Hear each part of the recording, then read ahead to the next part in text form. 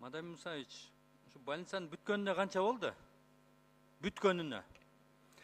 İmarattın bütkönünü? Ооба, имараттын бүткөнүнө, даяр болгонуна.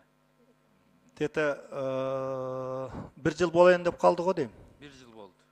А курулуштун жүргөнүнөчү канча жыл мурда башталган?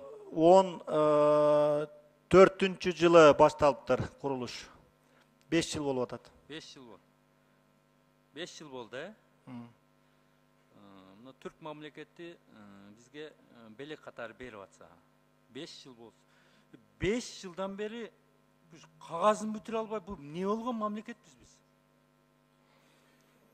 Бул ким бу жерге жооп берет? Пайда бүткөн күнү, бүткөн даяр болгондо лента кыркылып иштеш керек да мындай нерсе.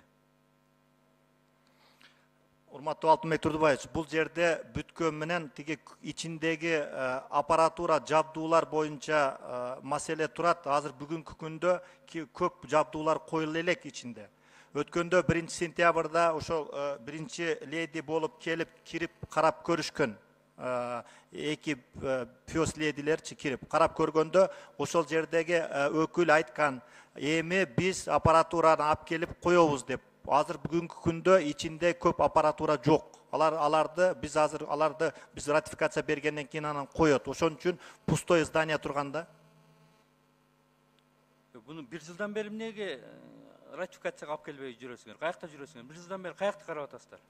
1 жыл болсо бүткөнүнө зданияны.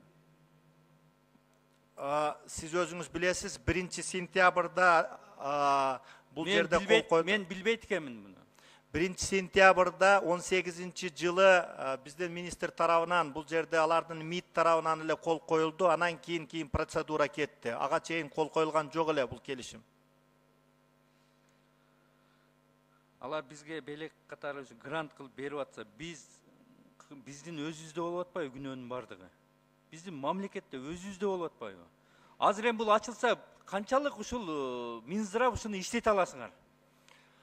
Açılsa özünüz bilesiz, Minzdrav işlet alat. Bu жерде kelişim boyunca en negizgisi mına Azamat Abdulajanoviç aytıp ketkende jogorku teknologiya boyunca bolup atat bu жердечи. Именно трансплантация.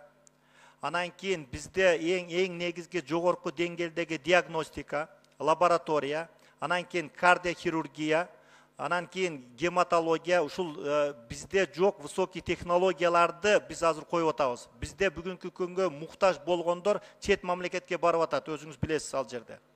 Чет мамлекетте барып дарыланып келип атат, чет мамлекетке барып операция жасап келип атат.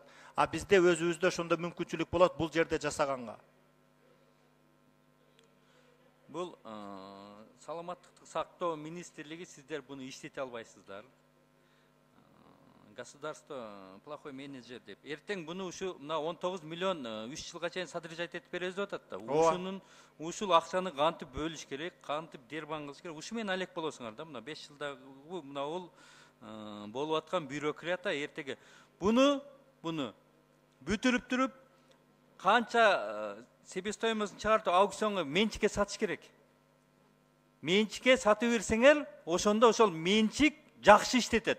Силерге караганда. Сиздер эртеге буну содержанияга отургузасыңар дагы. Иштете албайсыздар. Мына 5 жылдан бери куруп, буну өткөзүп өзүңүздөргө ала албаган, сиздер кантип иштесеңер буну? Менин оюмча бул мына ошо күн дагы келет эртеге. Азыр баары мойнуңузга албайсыз, биз иштетебиз, биз айтабыз деп айтасыз. Жоңуңуз менен билип эле турам. Мына мени бир айтты дейсиңер, эртең ошо күн дагы